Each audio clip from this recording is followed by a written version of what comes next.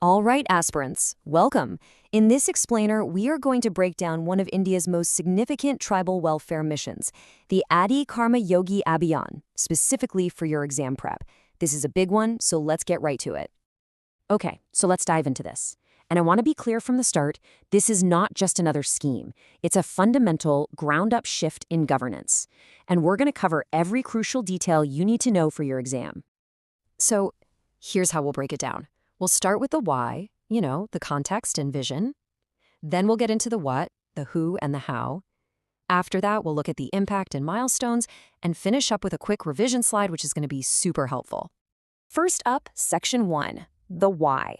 Let's really try to understand the core problem this whole Abhiyaan was designed to solve. What was the gap they were trying to fill? Okay, this slide is absolutely crucial. The big idea here is a complete flip in strategy.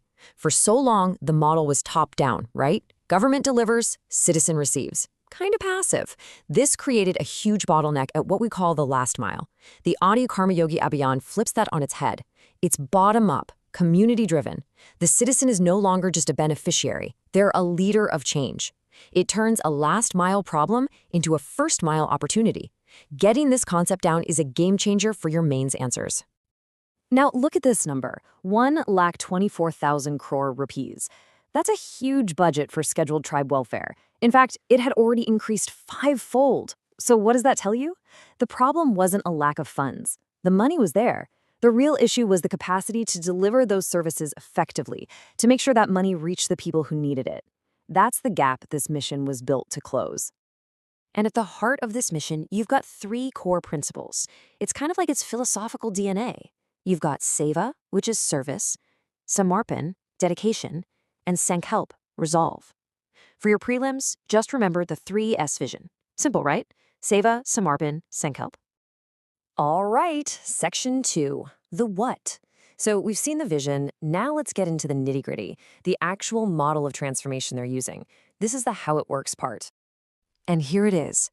This is the core methodology, and it's brilliantly named the spiral of change. Think about it. A spiral builds on itself, getting stronger with each turn. That's the idea. It starts with awakening, just igniting that leadership spark. Then empowerment, building skills. Then you take action. You demonstrate the results to build trust. Then you institutionalize it, make it part of the system. And finally, you scale it up. For the exam, lock in this acronym, AEADIS. AEADIS. It'll save you a lot of time. Okay, so we have this powerful model, the spiral of change. But who actually makes it happen? Who are the people on the ground driving this? Well, the Abhiyaan has a very specific, very clever 3-tiered structure for this.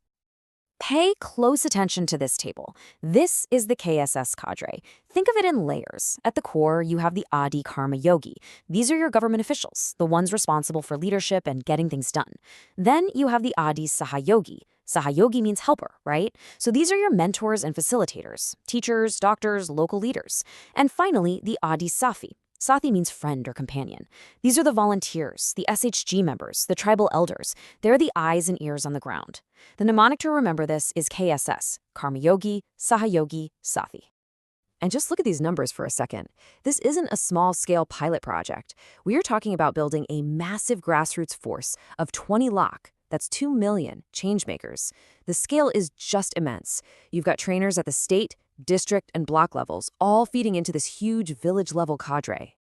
Okay, moving on to section 4, the how. This is where we look under the hood at the actual machinery of implementation. How does this massive vision actually get translated into action? So the big question is, how on earth do you train 2 million people effectively? The answer is what's called a cascade model. Think of it like a waterfall. It starts at the top with these intensive 7-day residential labs for the state master trainers. Then they go back and train the district master trainers. The DMTs train the block master trainers, and so on, cascading all the way down to the village changemakers. This is how you ensure quality and consistency across such a huge network. Now, you know how government projects can sometimes get stuck because different departments aren't talking to each other? Well, to solve that, they've set up these responsive governance groups, or RGGs. It's a 5-level structure, all the way from the national level, chaired by the Secretary of the Ministry of Tribal Affairs, right down to the Panchayat. The whole point is to get everyone on the same page, create synergy, and just bust through those bureaucratic bottlenecks. And this, right here, is a cornerstone of the whole thing, the Village Vision 2030. And the key word is co-created. This is not a plan that's made in some office and handed down. It's built from the ground up, with the community, for the community. It's rooted in their knowledge, their culture, their aspirations. This is what makes it sustainable and meaningful. Okay, section 5. So we've seen the why, what, who, and how. But what about the impact? Let's look at the timeline and the actual outcomes, where the rubber meets the road. You'll definitely want to jot these dates down. They give you a really clear chronological flow of how the Abhiyaan rolled out in 2025. It starts with the Janjatiya Gaurav Varsh in November 2024. Then you have the big launch by the PM in September, the adoption of the village plans in October, and then a target date for outcomes just a month later in November. It shows a really focused, fast-paced implementation. And this chart really brings home the sheer scale of what they're aiming for. I mean, think about it. 20 lakh empowered changemakers, 1 lakh Adi Sewa Kendras, or service centers, 1 lakh village vision plans, and all of this is designed to benefit over 10 crore people. They're even looping in the top minds of the country, with student chapters in IITs and IIMs. It's massive. And this quote from the President of India, Srimati Draupadi Murmu, is just perfect. It really puts the whole mission into a larger context. It's not just a standalone tribal welfare program. It's an absolutely essential piece of the puzzle for achieving inclusive development, or Viksit Bharat. The progress of the nation depends on the progress of all its people. That's the core message. Okay, we're at the final section. And honestly, for your prep, this is probably the most important part. We're going to consolidate everything into a single quick revision summary. So here it is. This is your high-yield revision slide. Think of it as your cheat sheet for the exam.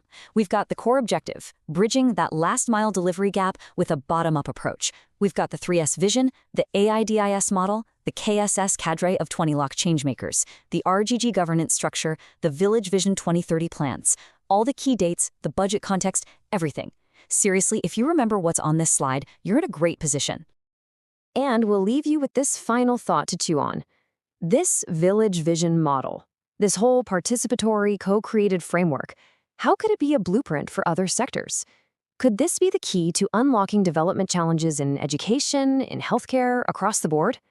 It's something worth thinking about.